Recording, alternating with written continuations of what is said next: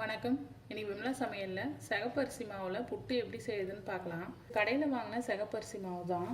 இந்த மாவை வச்சு குழா புட்டும் செய்யலாம், நார்மலாக நம்ம புட்டு செய்கிற மாதிரியும் செய்யலாம். நான் இன்றைக்கி நார்மலாக புட்டு எப்படி செய்யுமோ அது மாதிரி தான் செய்ய போகிறேன். மாவு பேசுறது எல்லாம் ஒரே மெத்தட் தான். குழா புட்டு செய்யறதுக்காக தனியாக புட்டு பாத்திரம் இருக்கும். அந்த குழாவில் ஃபஸ்ட்டு தேங்காவும் ரெண்டாவது மாவும் போட்டு வேக வைக்கணும். இது நார்மலாக நான் இட்லி பாத்திரத்தில் தான் வேக வைக்க போகிறேன். இது சிகப்பரிசி மாவு. நீங்கள் எல்லா சூப்பர் மார்க்கெட்லேயும் கேட்டிங்கன்னா கிடைக்கும். அப்படி இல்லைன்னா சிகப்பரிசி வாங்கியும் மிஷினில் கொடுத்து அரைச்சிக்கலாம். அந்த மாதிரி அரைக்கிற மாதிரி இருந்தால் சிகப்பரிசியை வாஷ் பண்ணிவிட்டு அரை மணி நேரம் ஊறினதும் நல்லா சாதம் வடிக்கிற மாதிரி வடிச்சிடுங்க.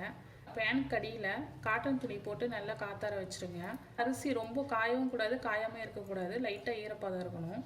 அந்த மாதிரி நல்லா ஆறினதும் மிஷினில் கொடுத்து புட்டு மாவுக்கு அரைச்சி கொடுங்கன்னா அவங்களே கரெக்டாக அரைச்சி கொடுத்துருவாங்க.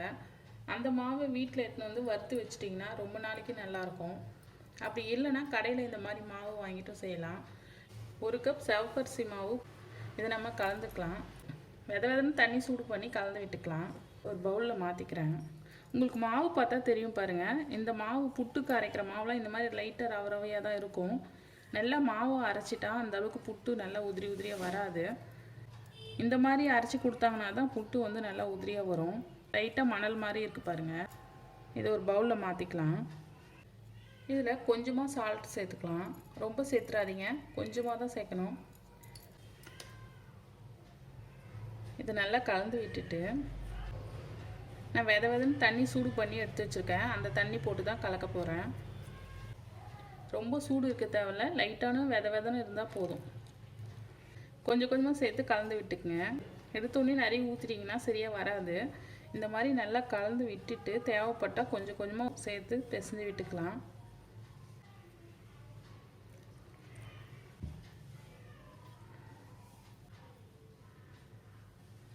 இந்த மாதிரி நல்லா கலந்து விட்டுட்டு கொழுக்கட்டை மாதிரி பிடிச்சி பாருங்கள். இந்த மாதிரி உதிர்ந்து வரக்கூடாது. இந்த மாதிரி உதிர்ந்து வந்துச்சுன்னா கொஞ்சமாக தண்ணி சேர்த்து இன்னும் கொஞ்சம் கலந்து விட்டுக்கலாம். கொஞ்சம் மாவு எடுத்து இந்த மாதிரி பிடிச்சா இந்த மாதிரி வரணும். இதுதான் கரெக்டான பதம். இந்த மாதிரி வந்துச்சுன்னா இதுக்கு மேலே தண்ணி போடாதீங்க. நான் இந்த கப்பில் 1 கப்பு தண்ணி சூடு பண்ணேன். அதில் 3/4 கப்பு தண்ணி பிடிச்சிருக்கு. வேக வச்சுக்கலாம். நீங்கள் குழா புட்டில் வேக வைக்கிற மாதிரி இருந்தால் ஃபஸ்ட்டு தேங்காய் துருவல், ரெண்டாவது இந்த மாவு, அதுக்கப்புறம் தேங்காய் துருவல், அதுக்கு மேலே மாவு சேர்த்து வேக வைக்கலாம். நான் குழா புட்டில் செய்ய போகிறதில்ல, இட்லி பாத்திரத்தில் தான் வேக வைக்க போகிறேன். இப்போ எப்படி வேக வைக்கிறதுன்னு பார்க்கலாம். இந்த மாதிரி ஒரு இட்லி பாத்திரத்தில் 2 கப்பு தண்ணி போட்டு வச்சுருக்கேன். இதுக்கு மேலே இட்லி தட்டு வைக்கிறேன். இதுக்கு மேலே ஒரு வெள்ளை துணி போட்டுக்கலாம். காட்டன் துணியாக எடுத்துக்கங்க. கலந்து எடுத்து வச்சுருக்கிற மாவை இது மேலே போட்டுக்கலாம்.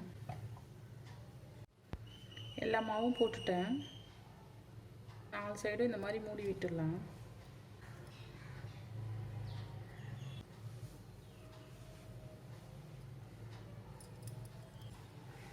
மூடி போட்டு மூடி வைக்கிறேன்.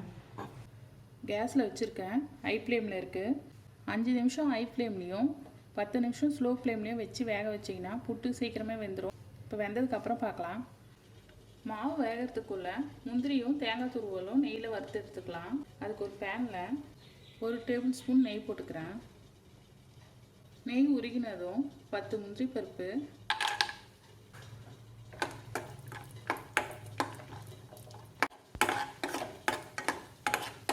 முந்திரி இந்த அளவுக்கு சிவந்ததும் 3 டேபிள் ஸ்பூன் தேங்காய் துருவல்,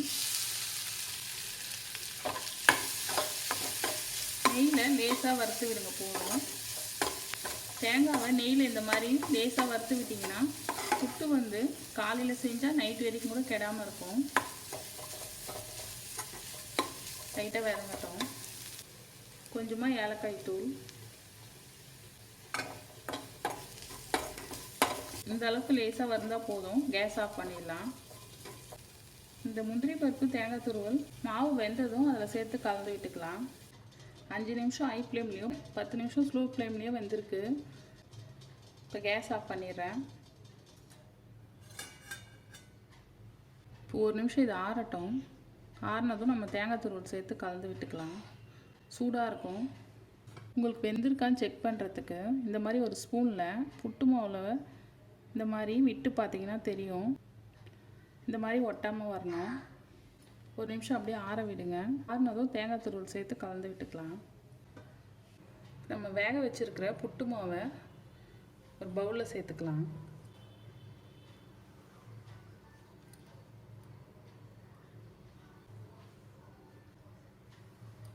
சிகப்பரிசி மாவு எடுத்த கப்லேயே அரை கப் ப்ரௌன் சுகர் எடுத்திருக்கேன். உங்களுக்கு ப்ரௌன் சுகர் வேணான்னா ஒயிட் சுகர் சேர்த்துக்கலாம். அப்படி இல்லைன்னா நாட்டு சக்கரை சேர்த்தாலும் நல்லாயிருக்கும். இப்போது ப்ரௌன் சுகரை சேர்த்து நல்லா கலந்து விட்டுக்கலாம். உங்களுக்கு எவ்வளோ தேவையோ அவ்வளோ சேர்த்துக்குங்க. இதை விட கம்மியாக வேணாலும் சேர்த்துக்கலாம், இதை விட அதிகமாக வேணாலும் சேர்த்துக்கலாம்.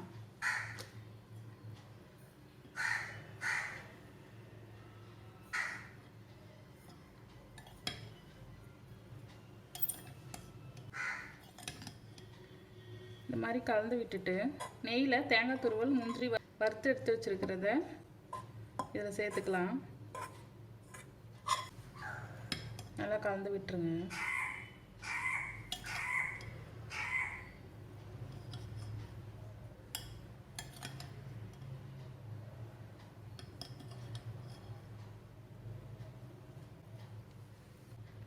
நல்லா சிகப்பரிசி வாசனை நல்ல மணமாக இருக்குது.